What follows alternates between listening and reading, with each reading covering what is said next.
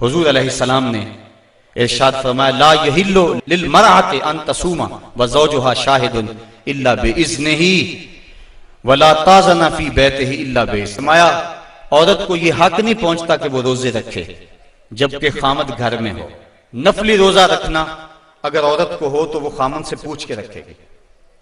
خامد کی اجازت اور اذن کے بغیر عورت روزہ بھی نہیں رکھ سکتی. خامد کی رضا کا حاصل کرنا عورت کے لیے بہتر نفلی عبادت ہے. اس لیے اگر خامد راضی نہیں ہے تو روزہ نہ رکھے، راضی ہے تو رکھ لے. اور فرمایا حضور علیہ السلام نے دوسری بات یہ ہے وہ اس کے گھر میں جس کو وہ ناپسند کرتا ہے اس کو آنے نہ دے، اذن نہ دے. اور ایک حدیث کے اندر یہ لفظ ہیں کہ حضور علیہ السلام نے ارشاد فرمایا کہ وہ خامند کے بستر کو روندنے نہ دے. خامند جس بستر پہ بیٹھتا ہے، سوتا ہے، آرام کرتا ہے، اس بستر پہ کسی کو نہ چڑھنے دے. پر حضرت ام حبیبہ رضی اللہ تعالی عنہا کا عمل ہمارے سامنے ہے. یہ ابو سفیان کی بیٹی ہیں اور حضور پر حضرت ام حبیبہ ایمان لے آتی ہیں، ان کا شوہر بھی ایمان لے آتا ہے. ہجرت حبشہ ہوئی تو یہ دونوں میاں بیوی حبشہ کی طرف ہجرت کر گئے. کچھ عرصہ وہاں گزرا. ایک دن حضرت ام حبیبہ سوئی، دیکھا ہے کہ میرے خامد کا چہرہ بدل گیا ہے. سخت پریشان ہوئی. صبح اٹھی تو پتہ چلا کہ خامد عیسائی ہو گیا. کے پاس بیٹھنا اٹھنا تھا تو اس نے اپنا دین بدل لیا. تو حضرت ام حبیبہ رضی اللہ تعالیٰ عنہ الگ ہو گئی. کچھ عرصے کے بعد خامد بھی فوت ہو گیا. ہاں پردیس میں سارے جہان کو چھوڑ کر وہاں گھر بس آیا تھا تو وہاں وہ تنہا ہو گئی تو سخت پریشان تھی. کریم علیہ السلام نے کے حکمران نجاشی کے ذریعے حضرت ام حبیبہ رضی اللہ تعالی عنہا کو پیغام نکاح بھیجا. نجاشی نے ایک لونڈی بھیجی کہ جا کے ام حبیبہ کو کہو کہ اللہ کے نبی تم سے نکاح کرنا چاہتے ہیں. حضرت ام حبیبہ کی زبانی اگلی کہانی سنیے. کہتی ہے میں گھر میں بیٹھی ہوئی تھی کہ باہر دروازے پہ دستک ہوئی. دروازہ کھولا تو ایک خاتون کھڑی تھی. میں نے اس کو بٹھایا تو وہ کہنے لگی میں نجاشی کی سمت سے آئی ہوں، اللہ کے محبوب صلی اللہ علیہ وسلم نے تجھے نکاح کا پیغام بھیجا ہے. کہتی ہیں ایک لمحے کے لیے تو میں حیران ہوئی، میری خوشی کی انتہا نہ رہی. گھر کے اندر جو کچھ موجود تھا اس وقت میرے پاس، میں نے سب کچھ بطور انعام اس لونڈی کو دے دیا. میرے مقدر کے حضور کے نکاح میں آؤں. پھر اللہ کے محبوب علیہ السلام نے ان سے نکاح کر لیا. وہ مدینہ تشریف لے آئیں. ابو سفیان ان کو ملنے کے لیے مدینہ پہنچے. شام کی چارپائی بچھی ہوئی تھی تو یہ جا کے بیٹھنے لگے تو انہوں نے بستر لپیٹ لیا. تو ابو سفیان کہنے لگا رملہ تمہیں کیا ہو گیا؟ یہ بستر میرے قابل نہیں سمجھتی ہو یا مجھے بستر کے قابل نہیں سمجھتی ہو؟ ام حبیبہ کہنے لگی کہ یہ بستر اللہ کے رسول کا ہے اور میں نہیں پسند کرتی کہ اس کے اوپر کوئی مشرک بیٹھے. ابو سفیان کہ تم بڑا بدل گئی ہو.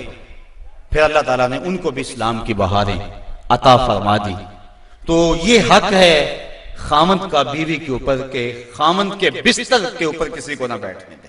کہ محبوب علیہ السلام نے فرمایا ایما امرات ماتت وزوجها عنها راض دخلت الجنہ. وہ عورت جو اس حال میں مری کہ اس کا خامند اس پہ راضی تھا، فرمایا وہ عورت سیدھی جنت میں جائے گی. اور ایک روایت میں ایسا ہے کہ 4 شخص ایسے ہیں کہ جن کو جنت میں جانے میں کوئی رکاوٹ نہیں ہوگی. ان میں سے ایک وہ شخص جس نے اپنے والدین کی خدمت کی اور والدین اس پہ راضی ہوئے. وہ شخص جس کے بال بچے زیادہ تھے، ذرائع آمدنی تھوڑے تھے، لیکن اس نے بچوں کے پیٹ میں حرام کا ایک لقمہ بھی نہیں جانے دیا. وہ شخص جس نے ایسی پکی توبہ کی، گناہوں کی طرف دوبارہ پلٹنا اس کے لیے اتنا ہی مشکل ہے جس طرح تھنوں سے نکلے ہوئے دودھ کو واپس کیا جائے. اور چوتھی وہ خاتون کہ جس نے اپنی ساری محبتیں اپنے خامد پہ نچھاور کر دی اور اس حال میں فوت ہوئی کہ اس کا خامد اس پہ راضی تھا.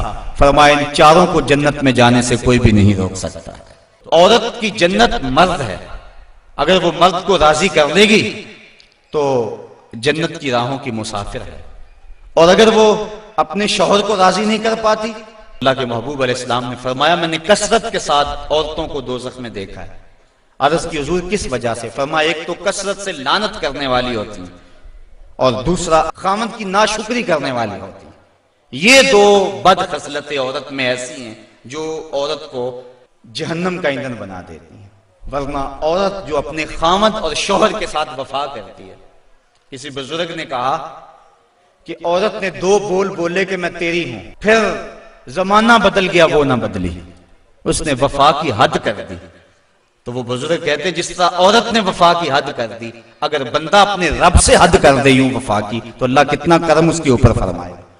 اب عورت دکھ بھی سہتی ہے، تکلیفیں بھی سہتی ہے، لیکن اپنے اس قول سے نہیں پھرتی، بدلتی نہیں ہے۔